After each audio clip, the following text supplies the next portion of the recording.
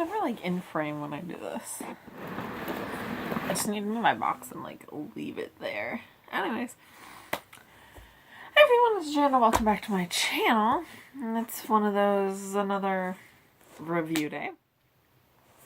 And, yeah, I meant to do this earlier, like, my day did not go as expected, but whatever.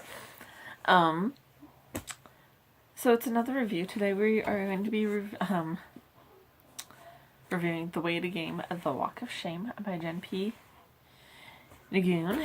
I just said that's how you say that, but alright, so it feels like so long ago when I read this book, because I've read like quite a few books since then. Anyways, it just feels so long ago. Now I'm trying to, because like when I do my reviews, I just write down notes like maybe a day or two after I read them, because like I like to let it sink in and just like, yeah, I read that. So here's what I think. So The Way to Game The Walk of Shame by Jen P. Nagoon. Okay, so it's a contemporary romance, and let's just say that whatever.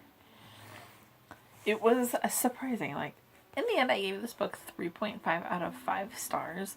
I feel like that's a fair rating. Like, it didn't bring anything really that new to the young adult contemporary genre. Like, I mean, there's not a lot of new things that you can do with it, because contemporary is contemporary. Like, it's very, although it doesn't have to be, but like I feel like most of the time it's really simplistic. Like, I mean, not that there's anything wrong with that. Like, I enjoy contemporaries. Like, it's not something I read all the time, but I do enjoy it. Like, every now and then it's just nice to read a book that takes place in the modern world with kids or whatever age group. So it was surprising, and there was quite a few twists and turns that, like, because you think, especially with this kind of story with like, you think that you have it all figured out. Like, that's what I thought. Like, hey, but there was a few twists that even I didn't expect. Like, it wasn't too predictable, which was nice. Like, that'll happen with a lot of, especially a lot of contemporary romances. Like, it'll be predictable. Like, oh yeah, I've read this before. Oh, but yeah, it twists and turns. It didn't have the twist that I thought. Like, they were twists and turns in a good way. It wasn't too cliche either. Like, especially books like this, you know, The Walk of Shame. You figure like, oh yeah, it's gonna be cliche. It's gonna have like totally a lot of slut shaming and all that fun stuff. It wasn't too, like, of course it was cliche. Like, what contemporary isn't too cliche? It wasn't too cliche, but like it was still cliche. Kept my interest. Like, that's the one thing I will say about it. Like, kept my interest. I wasn't bored. Sometimes with contemporaries I get bored. But yeah, like, if you're in a contemporary mood, yeah, you could read it. I do like the turtle on the spine. That's really pretty. It's not that I'm probably gonna reread. Like, it was a meaty. I don't want to say mediocre, because mediocre sounds meh. I mean, maybe just a little bit above mediocre. Like I said, it kept my interest. I enjoyed the main characters. Like, the last book that I finished, which was Caraval, by the way. The last book I finished was Caraval. I hated the main characters. Like, I finished it, but I almost threw the book. Like, last night, at one point in the book, I was just like, I'm going to throw this. Like, but in this, the main characters were very enjoyable. I liked them. Like, yeah, they were good people. I'm not saying they weren't good. I don't know. It's a world of difference between that one and that one. You'll hear more about Caraval in a review, and it'll probably be very review. I don't know when it's going to come, because I've read this at the end of January, and I'm just now filming the review for it. Like, I'm behind in my reviews. Yes.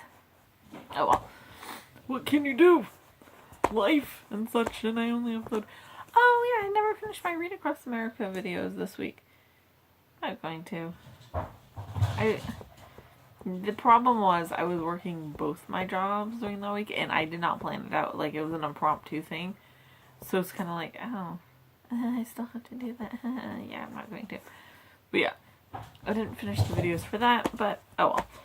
There's always next year. Like, next year will be more planned, more well thought out. Anyways, that is it for this video, and I realize you can see my pile over there of stuff in my laundry hamper, but whatever. It's a pile. We all have piles. I'm not trying to be like, oh, look how, whatever.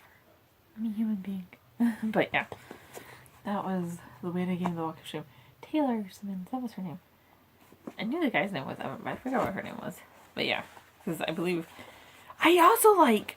Oh, another thing, because I just opened it up and I remembered something about it.